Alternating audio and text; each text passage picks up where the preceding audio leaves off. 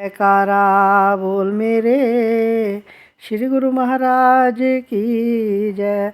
एक बार श्री सतगुरुदेव जी महाराज ने आपको अंदर बुलाया और फरमाया कि अभी अभी मकराना जाना है। आप श्री आज्ञा शिरोधार्य कर अभी बाहर आए थे, संदेश मिला, श्री आज्ञा हुई है, मकराना नहीं अमृतसर जाना है।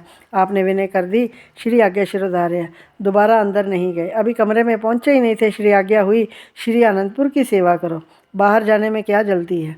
आप सेवा कार्य आरंभ करने लगे, पुनः अंदर से बुलवाया और फरमाया किस सेवा को प्रथम मुक्ता देनी चाहिए, ये आपको सोचना था। आपने विनय की, स्वामी जी भूल हो गई, अब किस सेवा को प्रथम करना है, आज्ञा दे। श्री वचन हुए कि पूर्णता इसी का नाम है। बाहर आने पर वहीं पास खड़े महात्मा जी ने कहा, वाह, आपने एक बार भी नहीं कहा कि मैंने क्या गलत किया है।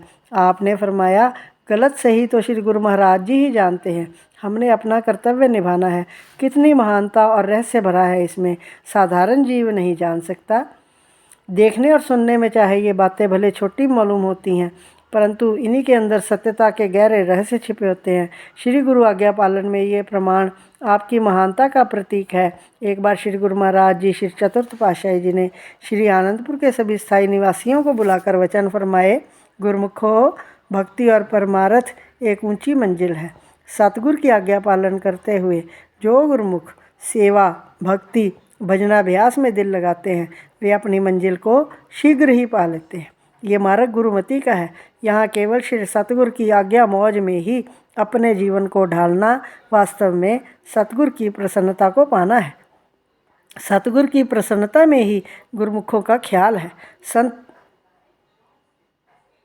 संत सतगुरु जीव की भलाई के लिए सोचते हैं, इसलिए भक्ति मार्ग में जीव को सादा खाना, सादा पहनना, उच्च विचार रखने चाहिए। आज आपको बुलाने की हमारी यही मौज थी कि सभी गुरुमुख केवल खद्दर के कपड़े ही पहना करें। खद्दर आपको स्टोर से मिल जाएगा। समयानुसार महापुरुष अपनी मौज बदलते रहते हैं। जब जैसी मौज हो उसी को ग्रहण करना ही गुरुमुख का कर्तव्य है। श्री सतगुरुदेव महाराज जी के प्रवचन सुनकर सब अपने अपने कमरों में आ गए। किसी ने ये कहकर पापलीन या अन्य कपड़े भी दरबार से ही मिलते हैं, इनके फटने पर खद्दर पहन लगे। किसी ने कुछ समय पश्चात और किसी ने श्री आज्ञा पर ध्यान ही न दिया, अपनी अपनी बुद्धि अनुसार आचरण किया। आपने श्री पंचम पातशाही जी ने कहा कि खद्दर के सिवाय अन्य कपड़े श्री दरबार से मिले हैं। आज जो वचन हुए हैं वे भी श्री गुरु महाराज जी ने ही फरमाए हैं। अतः हम अब खद्दर के सिवाय कुछ नहीं पहनेंगे। आपके पास उस समय खद्दर का केवल एक ही चोला था, बदलने के लिए दूसरा बिल्कुल नहीं था। आपने कमरे में जाकर अन्य पापलीन आदि के वस्त्र एक और रख दिए, उसी समय खद्दर लेकर उसे सिलवाकर तब चोले को बदला। यही आपकी श्री आज्ञा पालन में निष्ठता और दृढ़ता थी। सन 1968 में आपकी बहन के लड़के का विवाह था। उन्होंने श्री चरणों में विनय भिजवाई, आपको कलकत्ता विवाह में सम्मिलित होने का निमंत्रण दिया और आने के लिए विवश भी किया। सभी भाई बहन प्रेमी थे। आपको महात्मा योग प्रकाशानंद जी ने कहा, हमारे साथ चलो, हर्ज ही क्या है। आपने उत्तर दिया, जब संसार से पीठ कर दी तो संबंध कैसा। अब तो श्री आनंदपुर के गुरुमुख महात्मा ही सब संबंधी हैं। श्री 108 श्री चतुर्थ पातशाही जी ने आपको फरमाया कि आप इस काम को पूरा करके आ जाओ। श्री आज्ञा शिरोधार्य कर आप कलकत्ता चले गए। वहाँ एक अलग कमरे में विराजित हो भजन ध्यान में बैठे रहते।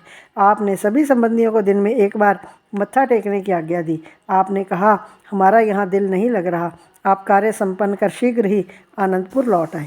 श्री 108 श्री चतुर्थ पातशाही जी ने श्री आनंदपुर दरबार की सुचारू व्यवस्था के लिए एक प्रबंधक समिति बनाई। उस समय महात्मा सतगुरु सेवानंद जी श्रीमान जी श्री आनंदपुर के प्रबंध में काफ़ी समय देते थे और सत्संग के सेवा कार्य से बाहर भी जाते थे।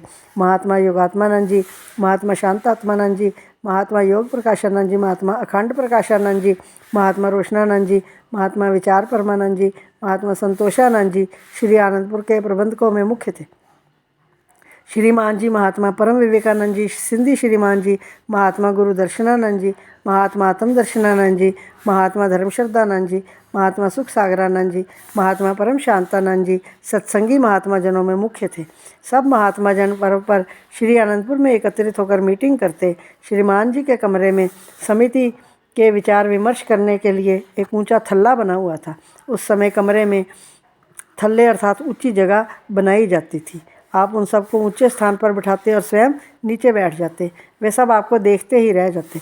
कभी कभी महात्मा योग प्रकाशानंद जी कह ही देते कि आप हमारे साथ क्यों नहीं बैठते।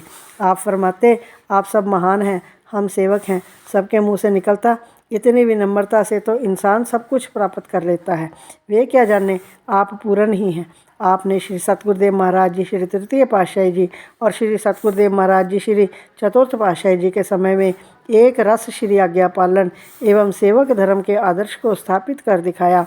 आपकी महानता का ज्वलंत उदाहरण आप स्वयं हैं। बोलो जयकारा बोल मेरे श्री गुरु महाराज की जय।